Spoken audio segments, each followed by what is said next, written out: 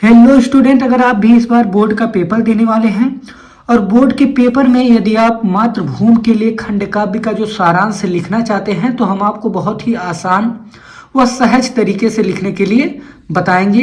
यदि आप हमारे चैनल पे नए हैं तो चैनल को सब्सक्राइब कर लीजिए।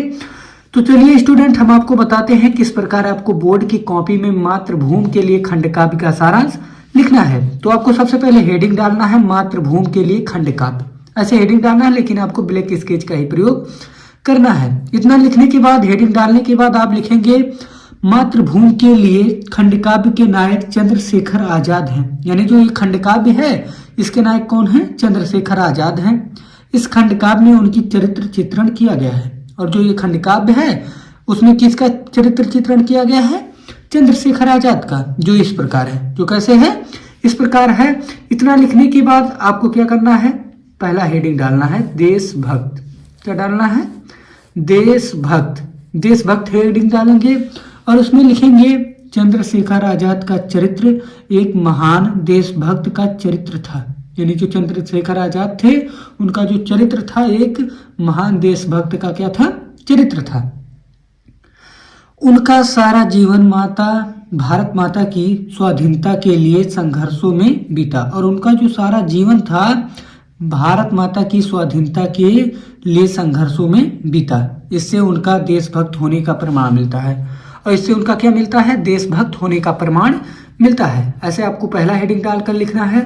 उसके बाद दूसरा हेडिंग जो डालेंगे वो डालेंगे वीर व साहसी। क्या डालेंगे? वीर व साहसी।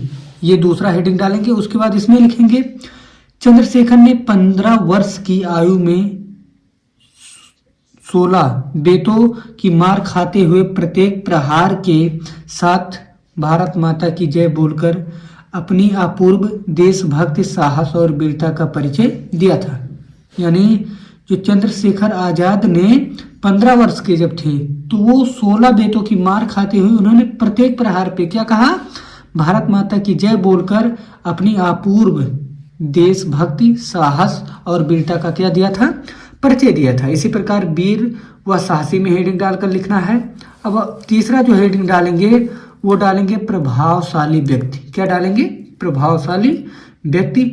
और इसमें हेडिंग डालकर लिखेंगे आजाद का व्यक्तित्व बड़ा ही प्रभावशाली था। यानी जो आजाद का क्या था, यहाँ आजाद लिख लेना। क्या लिखना है यहाँ? आजाद। आजाद का जो व्यक्तित्व था क्या था? बड़ा प्रभावशाली था। वह अपने ओजस्वी भाषणों से नवयुवकों को प्रभावित कर लेते थे और अपने भाषणों द्वारा क्या करते थे? नवयुवकों को प्रभावित कर लेते थे।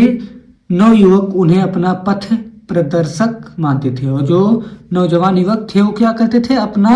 उन्हें अपना पथ प्रदर्शक मानते थे।